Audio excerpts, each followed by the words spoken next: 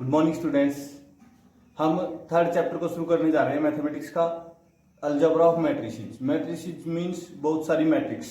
Clear? Matrix होती क्या है उसके बारे में अभी मैं आपको बताऊंगा। मान लो हमें किसी चीज को कलेक्ट करना है, जैसे हमने प्लस वन में एक डेफिनेशन की थी सेट। सेट क्या होता है? Set is a collection of well defined elements. Plus one में हमने एक डेफिनेशन की थी सेट की। सेट क्या होगा? सेट देखो, सेट थी collection of well defined elements. इसके अंदर क्या था? जैसे मैं एक सेट लिख रहा हूं, एक सेट मेरा 1 2 3 4 5 6 लाइक दिस। कोई और सेट ले लेते हैं। अच्छा, इसको मैं ऐसे भी लिखता हूं, एक को 4 5 1 6 2 3। क्लियर? आगे पीछे करके लिख सकता हूं। ये भी ए सेट है, ये भी ए सेट है और दोनों इक्वल है। ये इसको और इसको मैं बराबर बोल सकता हूं। क्लियर? लेकिन क्यों ऐसा? क्यों? क्योंकि इसके अंदर है ना एलिमेंट होने चाहिए सेम, लेकिन ये नहीं है कि इसमें जितने एलिमेंट होते उतने उसमें होने चाहिए। आगे इसकी जैसे फर्स्ट पोजीशन यहाँ पे है, इसमें पोजीशन फर्स्ट पे 4 है। ऐसा सेट के अंदर मैटर नहीं करता पोजीशन एलिमेंट की। बट अब हम करने जा रहे हैं मैट्रिक्स। मैट्रिक्स जो होगी हमारी एक स्पेशल टाइप ऑफ सेट होगी। स्पेशल टाइप ऑफ सेट बोलना मैं उसको बेटर समझूंगा याद रखने के लिए कि एक स्पेशल टाइप ऑफ सेट है, लेकिन उसके अंदर एक कंडीशन आ गई कि जो इसके एलिमेंट होंगे, ये देखो, each element has defined position. हर एक एलिमेंट की पोजीशन क्या होगी? डिफाइन होगी। मैट्रिक्स के बारे में अगर हम बात करें, collection of well defined elements in which each element has defined position. अगर हम इतना भी बोल दें तो this is the basic definition of matrix. मतलब ये नहीं बोलूंगा मेन डेफिनेशन या एग्जैक्ट डेफिनेशन भी नहीं बोल सकता मैं इसको, बट बेसिक डेफिनेशन बोल सकते हैं कि ये डेफिनेशन कुछ कुछ मैट्रिक्स को रिप्रेजेंट कर रही है। अब मैट्रिक्स की बात करता हूं। जैसे मैंने एक मैट्रिक्स लिख ली ए, उसको हम रेक्टेंगुलर एरे बोलते हैं। इनको क्या बोलते हैं? Rectangular array. ऐसे उसमें लिखेंगे, जैसे एक फर्स्ट एलिमेंट क्या है? 2 3 5 1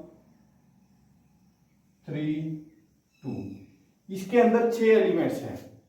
मैट्रिक्स के बारे में बात करने जा रहा हूं। इसके अंदर कितने एलिमेंट्स हैं? 6 एलिमेंट्स हैं। इन 6 एलिमेंट्स के अंदर देखो क्या क्या होगा। फर्स्ट क्या है कि हमने ये देखना है कि collection of well defined elements. इसके अंदर एलिमेंट्स है, ठीक है। कितने एलिमेंट्स है? 6 एलिमेंट्स है। ये कैसे एरे में होंगी? इसको बोलते हैं रेक्टेंगुलर एरे। ऐसे, क्लियर? और 6 के 6 एलिमेंट की पोजीशन डिफाइन है। जैसे कि ये फर्स्ट पोजीशन पे है ना, ये फर्स्ट पे ही रहेगा। ये सेकंड पे तो सेकंड पे रहेगा, थर्ड पे थर्ड। इसको हम ऐसे बोल सकते हैं कि ये फर्स्ट रो की, इसको बोलेंगे रो, R1, रो 1, रो 2। इसको column 1, column 2, column 3। Clear? Matrix के बारे में देख रहे हैं हम कि first row, second row, first column, second column, third column. तो हर एक पोजीशन डिफाइन है। जैसे 3 की अगर हम बात करें तो ये फर्स्ट रो का सेकंड कॉलम का एलिमेंट है, फर्स्ट रो में सेकंड कॉलम। और अगर इसकी बात करें, ये 3, ये सेकंड रो का सेकंड एलिमेंट है। हाँ, सेट के अंदर एलिमेंट्स की रिपीटेशन होती तो थी, लेकिन हम उनको एक ही काउंट करते थे। लेकिन इसमें अगर रिपीट हो रहा है तो कोई हम उनको काट नहीं सकते, ये भी रहेगा और ये भी रहेगा। सेट के अंदर अगर ऐसा होता था तो हम एक को काउंट करते थे, दूसरे को नेग्लेक्ट, भूल जाते थे कि दूसरा भी है, एक ही बार काउंट होता था। लेकिन इसके अंदर जितनी बार है वही काउंट होगा। अब ये 2 है, जो इसकी पोजीशन है फर्स्ट रो, फर्स्ट कॉलम।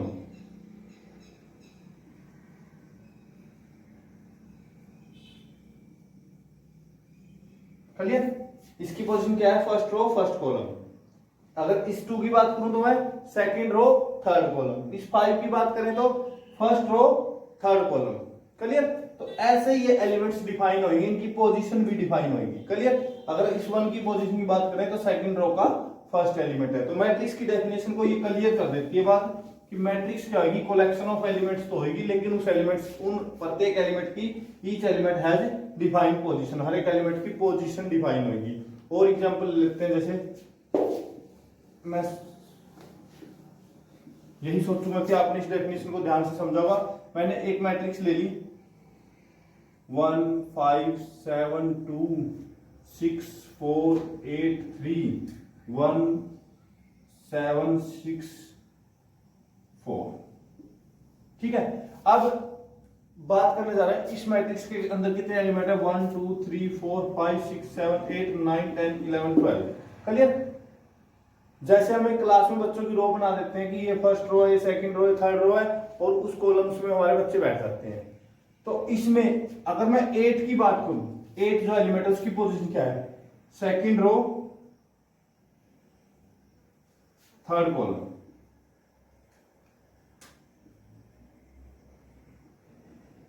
तो ये किसकी पोजीशन है, 8 की। ठीक है। अगर 4 की पोजीशन की बात करें तो 4 की दो पोजीशन है, एक सेकंड रो सेकंड कॉलम, एक third row fourth column. Clear. ऐसे हर एक एलिमेंट की एक पोजीशन होगी, इसको हम डिफाइन पोजीशन बोलते हैं। अब बात करते हैं कि मैट्रिक्स का एक ऑर्डर होता है। क्या होता है, order of a matrix.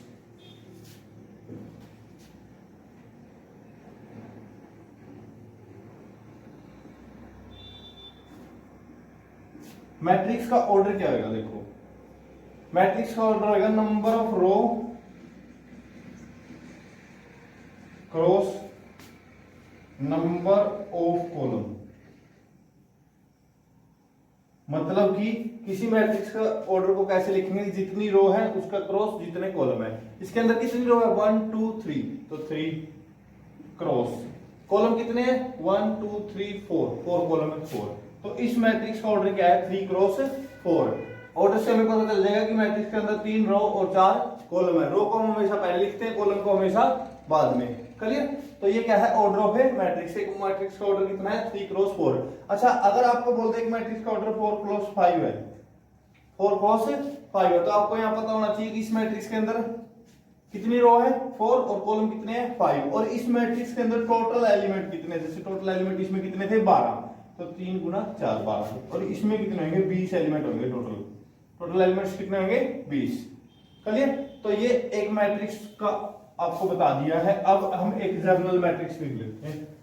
Journal matrix देखो कैसे लिखेंगे। जर्नल मैट्रिक्स लिखने जा रहा हूं मैं पहले 2 क्रॉस 3 की, एक मैट्रिक्स जो 2 क्रॉस 3 की है, मैट्रिक्स ऑफ ऑर्डर 2 क्रॉस 3, यानी कि इसके अंदर 2 रो और 3 कॉलम, 2 रो एंड 3 कॉलम। तो वो मैट्रिक्स में बना रहा हूं जर्नली। A11 नाम दिया इसको, A12 A13, A21 A22 और A23। इसको समझो अभी, इसको फील करो ये चीज क्या है। A11 का मतलब क्या आएगा, A11 यानी कि उस एलिमेंट का नाम दे दिया, नोटेशन दे दिया कि पहली रो का पहला कॉलम A11 है। जैसे A32 होता मान लो, तो थर्ड रो का सेकंड कॉलम पे एलिमेंट को A32 बोलेंगे। ऐसे ये एलिमेंट क्या है, सेकंड रो थर्ड कॉलम।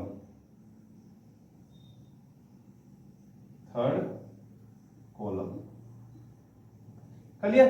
तो हम इस एलिमेंट्स की नोटेशन को कैसे पढ़ेंगे, ये हर एक एलिमेंट की नोटेशन है। ये कितने क्रॉस कितने की मैट्रिक्स है, इसका ऑर्डर क्या है।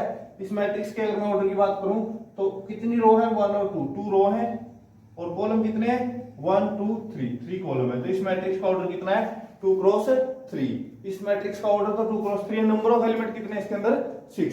तो आपको ये बेसिकली पता होना चाहिए कि ऑर्डर ऑफ ए मैट्रिक्स हम कैसे देखते हैं, और उसके अंदर नंबर ऑफ एलिमेंट्स हम कैसे देखते हैं। और A ऑफ 1 3 का मतलब क्या आएगा कि फर्स्ट रो का थर्ड एलिमेंट भी बोल सकता हूं मैं, या थर्ड कॉलम भी बोल सकता हूं। फर्स्ट रो का थर्ड एलिमेंट मान लो, या फर्स्ट रो का थर्ड कॉलम।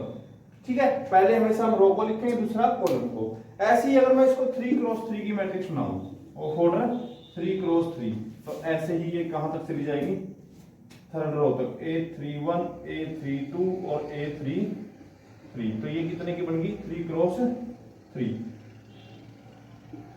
3 ऑर्डर इसका। ठीक है। ऑर्डर मैट्रिक्स का कुछ भी हो सकता है, 1 2 3 4, ऐसी 3 क्रॉस 4 की भी बन सकती है अगर बनाना था। इसी से हम 3 क्रॉस 4 की देखो कैसे बनेगी, 3 क्रॉस 4, तो ये होगा A14 A124 और A34, यानी कि 3 रो 1 2 3 और 3 कॉलम 1 2 3। तो ऐसी कोई भी जर्नल मैट्रिक्स लिख सकते हैं हम, 2 क्रॉस 2 की लिख सकते हैं कैसे, A11 A12 A21 A22। Matrix का बहुत बेसिक समझाने की कोशिश कर रहा हूं मैं आपको कि बेसिक्स ऑफ ए मैट्रिक्स का, क्योंकि ये प्लस 2 का सबसे इंपॉर्टेंट चैप्टर माना जाता है, 3rd 4th और 5th। ठीक है, इन चैप्टर्स के अंदर क्या खासियत है कि ये आपके नंबर्स को गेन करने में हेल्प करते हैं कि आपके नंबर्स को हाई लेवल पे कैसे देखा जाए। क्योंकि जो कई बार क्या करते हैं, जो स्टूडेंट बहुत ज्यादा वीक होते हैं ना, उनको सिर्फ ये 3 चैप्टर इतना बेसिक करवा देते हैं कि ये 3 चैप्टर उनको पास करवाने में हेल्प कर देते हैं। ये 3 चैप्टर आपके 15 16 या 20 नंबर के आते हैं, हमेशा 20 नंबर के आसपास आएंगे और बहुत ही इजी चैप्टर है। तो मैट्रिक्स आप अभी एक मैट्रिक्स बना के देखो जिसका ऑर्डर होएगा 4 क्रॉस 5। आप खुद बना के देखो journal matrix of order 4 cross 5 ऐसे कैसे लिखी जाएगी। चलिए, तो मैं एक जर्नल मैट्रिक्स लिख रहा हूं of order m cross n। Journal matrix of order m cross n की बात करने जा रहा हूं मैं, जिसके अंदर आपको क्लियर हो जाएगा m रो है और n कॉलम है। रो कितनी है m, कॉलम कितने हैं, तो देखो कैसे लिखेंगे, A11 A12 A13 ऐसे ही चलेगा कहां तक, A1 और m तक, क्योंकि n कॉलम है ना, तो 1 कॉलम 2 3 4 5 पीछे वाला m तक जाएगा, कॉलम पीछे वाला है। ठीक है, फिर A21 A22 A23 ऐसे ही कहां तक जाएंगे हम, A2n तक, फिर A31 A32 A33 and so A3n। अगर नीचे भी ऐसे 841 51 61 ऐसे ही चलता जाएगा कहां तक, AM1 तक। m रो है ना, तो कितनी रो लिख दी m, ऐसे ही यहां से क्या आएगा AM2 AM3। क्लियर, तो यहां से क्या आ जाएगा AM और n। तो ये हमारी मैट्रिक्स बन गई of order m cross n। मतलब अगर आपको m रो लिखनी है तो m तक की रो लिखोगे, चाहे 4 हो चाहे 5 हो 6 हो 7 हो। अगर कॉलम लिखने तो उतने ही कॉलम लिखोगे आप। तो ये मैट्रिक्स बन गई हमारी m cross n matrix, order m cross n। तो अब इसको हम देखो सोल्व कैसे करेंगे। तो फर्स्ट एक्सरसाइज कर लेते हैं, फिर हम डेफिनेशंस करेंगे कुछ। पहले फर्स्ट क्वेश्चन पे आ जाओ, हम साथ के साथ डेफिनेशन को भी कवर करेंगे, क्योंकि मैट्रिक्स की डेफिनेशन आपको इन फ्यूचर बहुत काम आएंगी। तो ये आपके ऑर्डर की मैट्रिक्स बन गई। अब आपको मान लो फर्स्ट क्वेश्चन के अंदर यही बताया गया है कि मैट्रिक्स ही बनाओ आप, कंस्ट्रक्ट द मैट्रिक्स। उससे पहले एक क्वेश्चन दिया है फर्स्ट एक्सरसाइज 3.1 का फर्स्ट क्वेश्चन, बहुत ही इजी क्वेश्चन है। पॉसिबल ऑर्डर बताने हैं if A matrix has 18 elements.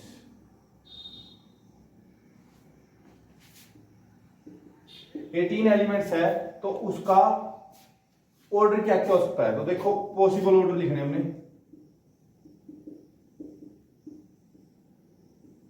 एक तो क्या हो सकता है कि फर्स्ट एक रो हो और 18 कॉलम हो। एक मैट्रिक्स ऐसे बन सकती है ना, first second third fourth 18 column हो, तो कितने एलिमेंट होंगे इसके अंदर 18। या 2 रो हो तो कॉलम कितने हो जाएंगे 9, टोटल 18 बनाने हैं ना, तो 2 तो रो बना दी और 9 कॉलम। या और क्या हो सकता है 3 रो और 6 कॉलम। या 4 तो डिवाइड नहीं होगा 18 से, 5 6 रो और 3 कॉलम, 9 रो तो 2 कॉलम, और 18 अगर रो हो तो कॉलम एक ही बनेगा।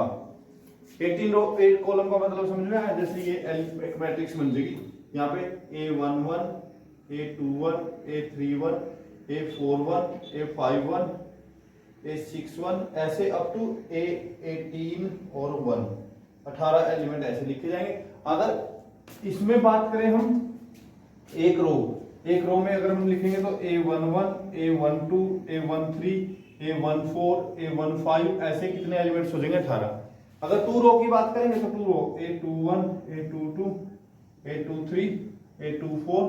तो अब 18 एलिमेंट होने चाहिए, तो कितनी रो लेके चलेंगे 9। ऐसे हमने इनके पॉसिबल ऑर्डर बताने थे। तो बहुत ही इजी क्वेश्चन है, और भी क्वेश्चन आपसे पूछ सकता है। 18 की बजाय 24 पूछ ले, या 5 एलिमेंट पूछ लिया। अब जैसे इसी में पूछ लिया, ये तो इसका ए पार्ट मान लो, बी पार्ट में पूछा अगर एलिमेंट 5 हो तो ऑर्डर क्या क्या हो सकते हैं, तो 1 क्रॉस 5 होएगा या 5 क्रॉस 1, कोई और नहीं हो सकता। 13 हो तो 1 क्रॉस 13 या 13 क्रॉस 1। ऐसे हम ऑर्डर डिसाइड कर सकते हैं एलिमेंट्स, अगर नंबर ऑफ एलिमेंट्स दिए हो। तो आपको ये मैं पहले बता चुका हूँ, नंबर ऑफ एलिमेंट्स और रो और कॉलम में क्या रिलेशन है, कि रो और कॉलम दोनों को मल्टीप्लाई करके नंबर ऑफ एलिमेंट्स आएंगे। तो ये तो बहुत आसान सा क्वेश्चन था। Second question, construct A matrix of order. अब हमें मैट्रिक्स बनानी है। वैसे तो शायद आप लोगों को ये क्वेश्चन आते भी हों, लेकिन फिर भी मैं एक बार दोबारा करवाना चाहूंगा। जैसे आपको बनानी है मैट्रिक्स ऑफ ऑर्डर, मैं करवा रहा हूं फोर्थ का फर्स्ट पार्ट, एक्सरसाइज 3.1 का सेकंड, थर्ड और फोर्थ क्वेश्चन सेम है। तो मैं क्वेश्चन नंबर 4 का फर्स्ट पार्ट करवा रहा हूं, construct A matrix of order. तो हम लिखे construction of a matrix of order 3 cross 2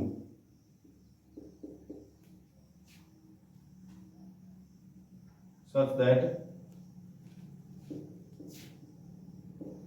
मैं आपको सिर्फ इस क्वेश्चन में लिखना क्या है वो बता रहा हूं। कंस्ट्रक्शन कैसे करेंगे देखो, Aij is equal to 1/2 I minus 3j, mod of I minus 3j। ये हम क्वेश्चन करने जा रहे हैं फोर्थ का फर्स्ट पार्ट। एक मैट्रिक्स ऐसी बनानी है जिसका ऑर्डर क्या हो 3 क्रॉस 2। तो पहले इसको एडजस्टमेंट करो, सोचो कि ये कैसे हो सकती है। ये ऐसी मैट्रिक्स बनेगी एक जिसमें 3 रो और 2 कॉलम होंगे, यानी कि A11 A12 A21 A22 A31 और A32। ये एक मैट्रिक्स बनेगी 3 क्रॉस 2 की। ठीक है, ऐसी सिर्फ आपने सोचना है ऐसी बनेगी। तो इसको बनाने के लिए हमें सारे एलिमेंट चाहिए। ये एलिमेंट निकाल देते हैं हम, A11 निकालते हैं पहले। नाउ A11 यानी कि A11 का मतलब क्या होगा, I की वैल्यू भी 1 और J की वैल्यू भी 1। Aij दिया ना हमें, तो I की वैल्यू भी 1 और J की वैल्यू भी 1 रख दो। 1/2 1 माइनस 3 इंटू 1 और उसका मोड। तो कितना आ गया 1/2 as it is, mod of 1 minus 3 minus 2। तो माइनस 2 का मोड तो कितना होता है 2, तो कैंसिल होकर कितना है 1। चलिए फिर हम पुट करते हैं A12 निकालते हैं। A12 1/2 into 1 minus 3 into 2। देखो वही करना है ना, I और J की वैल्यू रखनी है, I की वैल्यू 1 और J की वैल्यू 2 इसमें रख दो। तो कितना आया 6, 1 माइनस 6 माइनस 5, 1/2 इंटू माइनस 5 का मोड 5 हो जाएगा। और यहां से अगर आप लिखना ही चाहो तो 1/2 इंटू 5 दैट इज 5/2। ऐसे ही सारे एलिमेंट निकालेंगे। A13 1 और 3 पुट करोगे तो 1/2 इंटू 13 तो है ही नहीं, अब 13 मत निकालना। क्यों? क्योंकि उस मैट्रिक्स में हमारा 13 आएगा ही नहीं, क्योंकि इसके अंदर कॉलम कितने हैं सिर्फ 2। तो J की वैल्यू सिर्फ 2 तक ही जाएगी हमारी, J की वैल्यू कहां तक जाएगी 2 तक। फिर A21 निकलेगा हमारा 1/2 इंटू 1, I की जगह क्या आ जाएगा 2, 2 माइनस 3 इंटू 1। तो 1/2 एज इट इज, और 2 में से 3 माइनस किया तो माइनस का 1, और ये कितना आ गया मोड होके 1 आ गया, तो 1/2 आंसर आ गया। ऐसे ही A2 निकालोगे आप 1/2 इंटू 2 माइनस 3 इंटू 2, तो ये कितना हो गया 1/2, और 2 में से माइनस कर दिया 6 माइनस का 4, तो दैट इज 2 आ गया। ऐसे ही 31 निकाल लोगे, A31 और A32। A31 कैसे निकलेगा, 3 और 1 रखोगे तो 0, A31 तो 0 आ जाएगा, और A32 अगर इसमें आप 3 और 2 रखोगे तो माइनस का 3/2 प्लस का 3/2 हो जाएगा। तो लास्ट में ये सारे निकालने के बाद लिखोगे हेंस मैट्रिक्स जो बनेगी वो क्या बनेगी हमारी, वैल्यू रख दो। पहला क्या है 1, दूसरा 5/2, फिर 1/2, 2, 0 और 3/2 ऐसे एक मैट्रिक्स हमने बना दी according to given condition. Given condition के अकॉर्डिंग हमने एक मैट्रिक्स बना दी। तो देखो ये एक लास्ट में हमारी मैट्रिक्स बन गई, ठीक है। Hence matrix is equal to भी लिख सकते हो आप, हेंस रिक्वायर्ड मैट्रिक्स लिख सकते हो, हेंस रिक्वायर्ड मैट्रिक्स।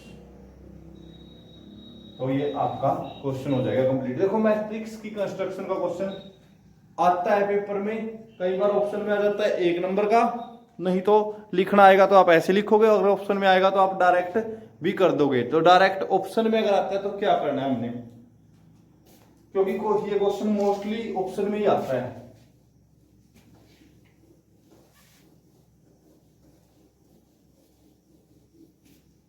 ये ऑप्शन में ही आता है मोस्टली। तो आप इसको कुछ नहीं लिखोगे, आपके सामने ये सब लिखा है पेपर में, आप डायरेक्ट 1 2 निकालना ना, तो 1 1 पुट करके देख लो सीधा। 1 1 पुट किया तो 1 -3 -2 करके 1 आ गया भाई।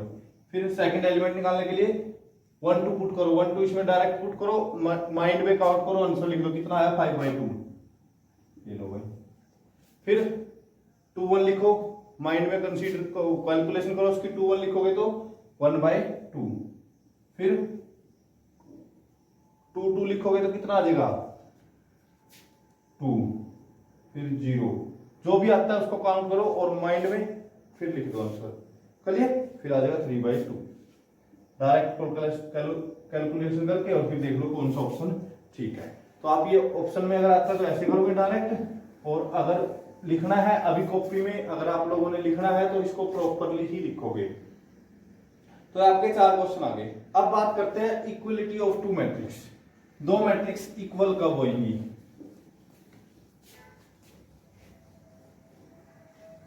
दो मैट्रिक्स एक दूसरे के इक्वल कब होगी। देखो मेन बातें समझाने जा रहा हूं मैं इसके अंदर कि 2 मैट्रिक्स है वो एक दूसरे के इक्वल कब होगी। तो देख लेते हैं। जैसे मान लो आपको एक मैट्रिक्स दे दी 5 7 x 9 is equal to y 7 4 9। दो मैट्रिक्स इक्वल कब होगी। पहली तो बात उनका ऑर्डर सेम होना चाहिए। क्या होना चाहिए, ऑर्डर सेम होना चाहिए। जैसे अगर ये 2 क्रॉस 2 की है, 2 क्रॉस 2 मतलब 2 रो 2 कॉलम, 2 क्रॉस 2 के तो ये भी कितने की होगी 2 क्रॉस 2 की, तब इक्वल उसके, नहीं तो इक्वल नहीं होगी। दूसरा हर एक एलिमेंट इसके इक्वल होगा। जैसे 5 पहला एलिमेंट पहले के, दूसरा दूसरे के, तीसरा तीसरे के और चौथा चौथे के। जैसे 7 के इक्वल क्या है 7 और 9 के इक्वल क्या है 9। अगर एक भी एलिमेंट इक्वल नहीं है तो मैट्रिक्स इक्वल नहीं होगी। तो इनको भी हम इक्वल बनाने के लिए तो x की वैल्यू कितनी आएगी 4 और y की वैल्यू कितनी होनी चाहिए 5, तभी ये मैट्रिक्स इक्वल। अगर ये 4 और 5 में से नहीं है तो मैट्रिक्स इक्वल नहीं होगी हमारी। तो बहुत ही आसान क्वेश्चन है कि दो मैट्रिक्स अगर इक्वल दिए तो x और y की वैल्यू निकालो। तो कैसे करोगे देखो।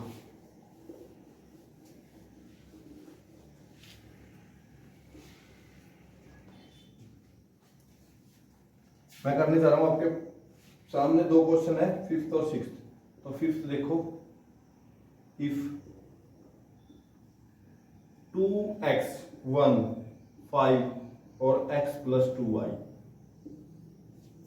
इज इक्वल टू आपको दिया है 4 1 5 और 0, फाइंड x एंड y। अगर ये दोनों मैट्रिक्स इक्वल है तो x और y निकालो। ऑर्डर सेम है बिल्कुल, 2 क्रॉस 2 है, 2 क्रॉस 2 है तो बिल्कुल 2x किसके इक्वल होगा 4 के। यहां से मैं डायरेक्ट लिखूंगा implies 2x is equal to 4 and x + 2y is equal to 0। तो यहां से x की वैल्यू कितनी आई 4/2 यानी कि 2, x की वैल्यू 2 इसमें रख दो and 2 + 2y is equal to 0। ये 2 उधर जाके -2y is equal to -2, y is equal to -2/2 minus का 1। तो लास्ट में इसके बाद लास्ट में लिखोगे आप हेंस, जो पूछा गया x की वैल्यू आई 2, y की वैल्यू कितनी आई -1। This is your answer. तो बहुत ही इजी एक्सरसाइज है। सेम इसका नेक्स्ट पार्ट है, सेम 7th क्वेश्चन है, एबीसीडी निकालना है, सेम 8th क्वेश्चन है, सेम 9th क्वेश्चन है, सेम 10th क्वेश्चन है। यानी कि सारे के सारे क्वेश्चन क्या है हमारे सेम है। Find x and y if the matrices are equal. तो इसके साथ आपकी एक्सरसाइज फर्स्ट कंप्लीट हो जाएगी। तो मैं एक क्वेश्चन को देता हूं 9th।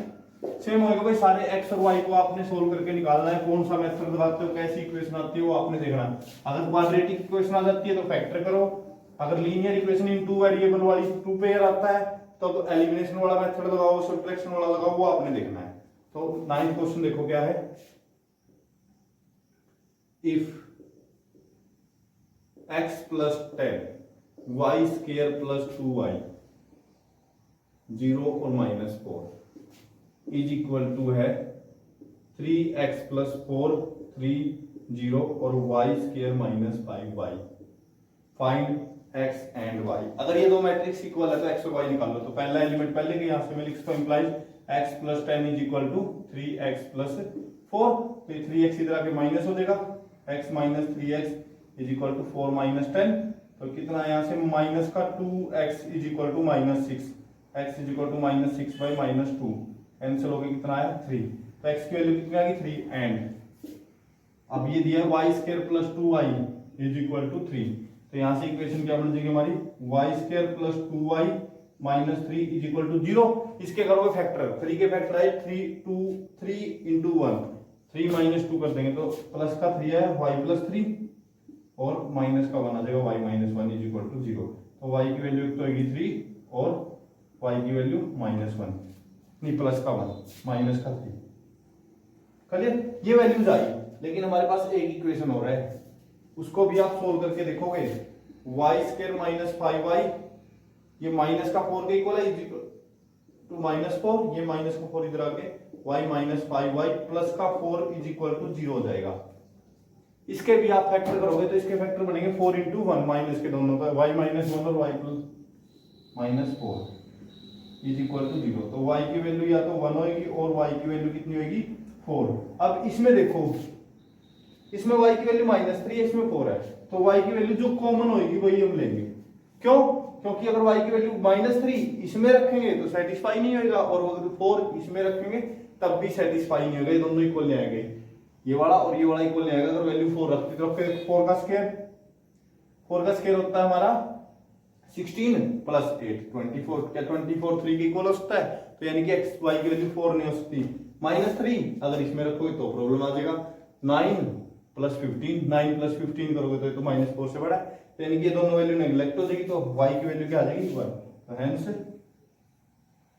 x की वैल्यू 3 एंड y की वैल्यू 1। तो ये हमारा चैप्टर की एक्सरसाइज हो चुकी है फर्स्ट। आपने खुद ट्राई करनी, 3x3 की दिया मैट्रिक्स तो सबको इक्वल लिख रहे, देख लो करना चाहो हर एक को, जैसे x प्लस 3। नेक्स्ट क्वेश्चन लिख देता हूं, चलो एक बार।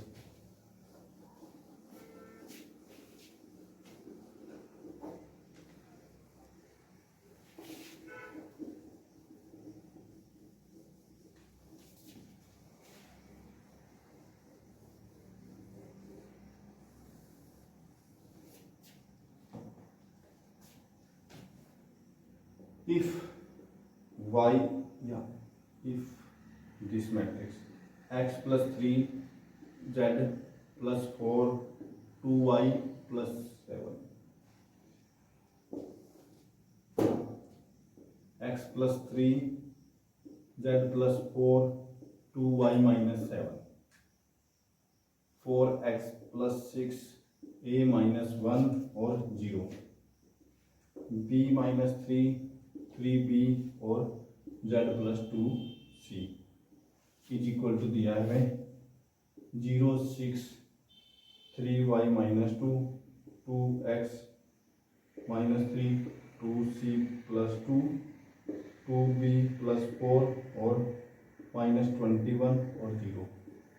तो आपने ध्यान रखना हर एक एलिमेंट को, अगर x की भी दो इक्वेशन दी है ना, इसको भी कंपेयर करोगे, अगर दोनों से सेम आंसर नहीं आया तो मतलब x की वैल्यू पॉसिबल नहीं है। तो जैसे इससे उसके x plus 3 is equal to 0, तो x की वैल्यू क्या आ गई माइनस 3, ठीक है। इससे निकालोगे तो इधर आके माइनस, उधर 6 माइनस, ठीक है 3 आएगा माइनस 3, तो ठीक है। तो ऐसे ही फिर z plus 4 is equal to 6, तो z की वैल्यू कितनी आ गई 2। तो यहां से y की वैल्यू भी निकालो, 2y minus 7 is equal to 3y minus 2, तो 3y इधर आके माइनस का y हो जाएगा, ये उधर जाके प्लस का हो जाएगा 5, तो y की वैल्यू माइनस 5, ठीक है। फिर a की निकालनी है, a minus 1 is equal to minus 3, तो a की वैल्यू माइनस 2 आ जाएगी। ऐसे ही सारा कुछ करोगे 3b equal to minus B की वैल्यू 27 माइनस 7 और क्या रहेगा सी रहेगा ना। सी के लिए इक्वेशन कंपेयर करोगे इज इक्वल टू 0 तो C 2c is equal to minus Z यानी कि minus of 2 divide by 2 C की वैल्यू -1 तो लास्ट में लिखोगे हेंस एक्स वाई जेड की वैल्यू लिख दोगे एबीसी की वैल्यू लिख दोगे। तो ऐसे आपने इसको सोल्व कर लेना है। तो ये आपकी होगी एक्सरसाइज 3.1। तो बहुत ही आसान सी एक्सरसाइज थी। अब नेक्स्ट वीडियो में हम डिस्कस करेंगे डेफिनेशंस, जो कि आपके लिए मोस्ट इंपॉर्टेंट वीडियो होगी then this definitions of matrix. जैसे हमने अभी तक मैट्रिक्स किया तो उसके बहुत सारी मैट्रिसेस होंगी, टाइप ऑफ मैट्रिक्स बोल सकते हैं जिसको हम, उनकी डेफिनेशन को करने जा रहे हैं हम नेक्स्ट वीडियो में। तो आई होप आप ध्यान से उसको देखेंगे। Okay, thank you.